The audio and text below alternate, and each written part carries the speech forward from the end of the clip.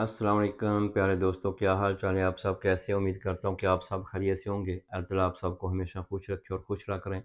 अल्लाह ताला आप सब के लिए आसानियाँ पैदा करें और आप दोस्तों के लिए आसानियाँ पैदा करें।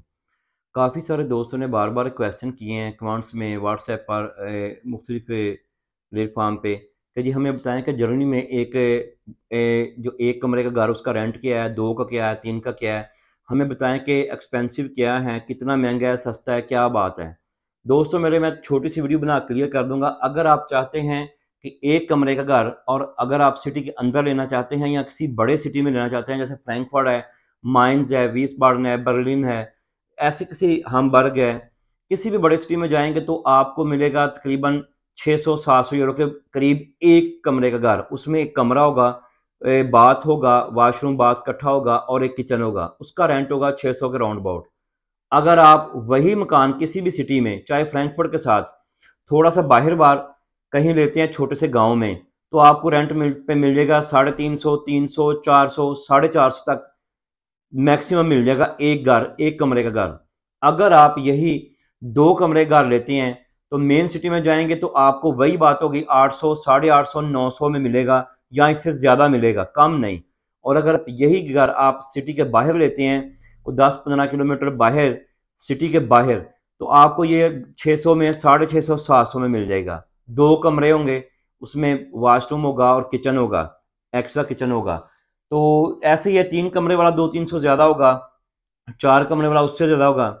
लेकिन इसमें है, कुछ दोस्त जो हमारे हैं जब आकर असाइलम डालते हैं तो उनको जो ट्रांसफ़र होती है बहुत दूर हो जाती है।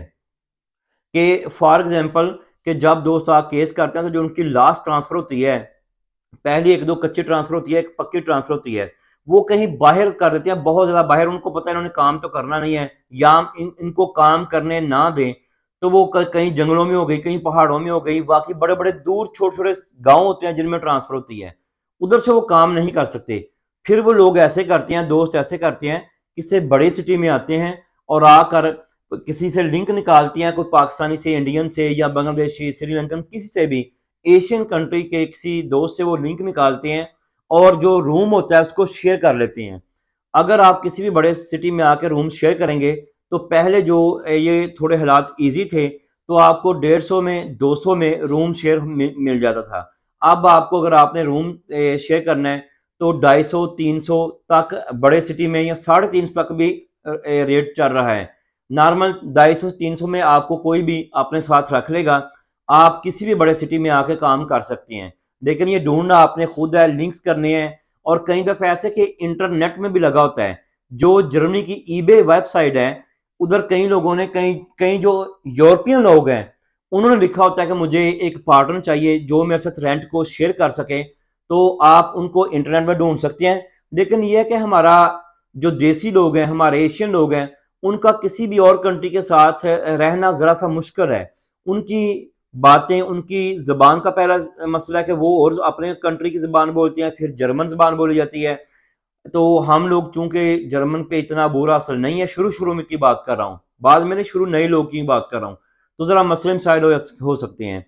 इसलिए हमारे लोग ज़्यादातर ये लाइक करते हैं कि जो हमें रूम मिले, किसी बड़े सिटी में मिल जाए, ताकि हम अपना काम कर सकें, अपने पेपरों पे टैक्स दें और काम करें। लेकिन उधर रूम अगर अकेला लेंगे तो आपको तो जो आप कमाई करेंगे वो तो आपका रेंट में निकल जाएगा बड़े सिटी में।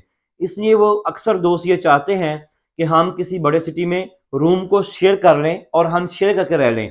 अगर आप इसका रूम शेयर करेंगे, अगर एक बड़ा सारा कमरा है, उसमें दो बंदे रह रहे हैं, 300-300 आ जाएगा। अगर आप तीन बंदे या 200 आ जाएगा। तो अगर कई दफा मैंने ऐसा भी देखा सुना, चार बंदे रह रहे हैं तो वो 150 यूरो में भी रह रहे हैं, लेकिन वो कमरा काफी बड़ा है ताकि इजीली सब रह सकें। तो अगर आप भी कहीं दूर दराज इलाके में आपकी ट्रांसफर हो चुकी है और आप चाहते हैं कि हर माह आप भी 1,500 से 2,000 यूरो कमाएं, तो आपको एफर्ट करना चाहिए। आपको आपके किसी भी बड़े सिटी में आना चाहिए। तो उसमें आके आप ढूंढें कि कोई पाकिस्तानी, इंडियन मिल जाए जिसके साथ आप रेंट जो है वो शेयर करें और आप पैसे कमाएं, बजाय कि आप किसी दूर दराज इलाके में बैठे रहें और 2-4-6 साल आपका केस पास ना हो और आप उधर जो बैठे रहें, बस वेट करते रहे जी मेरा केस पास होगा, बाद में पता चले 6 साल बाद केस फेल हो गया। तो आपने फिर आने का फायदा तो कुछ नहीं हुआ। अगर आपने, कह रहे हैं पंजाबी में, रोटी खाने के लिए आना था, वो तो पाकिस्तान में भी खा रहे थे, इधर तो आप मेहनत करने आ रहे हैं ना। कि मेहनत करेंगे कुछ बनेगा आपका, तो आपको भी चाहिए कि एफर्ट करें। आप अपने, मुझे बहुत सारे दोस्तों के फ़ोन या मैसेज आते हैं कि भाई हमारी ट्रांसफ़र हुई है बड़े सिटी से 150 किलोमीटर 200 किलोमीटर, तो प्लीज़ आप बाहर निकलें, आप बड़े सिटी में आए, बिग सिटी में आप कोई राब्ता निकालें, आप कोई अपना डाकखाना निकालें, डाकखाना मिलाएं किसी से, और बड़े सिटी में आके इंटरनेट में जाएं, चेक करें, थोड़ा बहुत तो आपको समझ आ जाएगी। जो ईबे जर्मनी का एक ऐप है, उसमें आप देखें तो आपको उधर से भी काफ़ी दोस्त कहेंगे कि हमें रेंट पे बंदा चाहिए जो हमारे साथ रूम शेयर करे और हमें हाफ रेंट दे। तो मैंने कहा ये दोस्तों को बता दूं कि अगर आपकी कहीं दूर ट्रांसफ़र हो चुकी तो आप किसी बड़े सिटी में आके अपना बेनिफिट ले सकते हैं। तो आज के लिए इतना ही, दोस्त दुआओं में याद रखें। अल्लाह हाफिज़।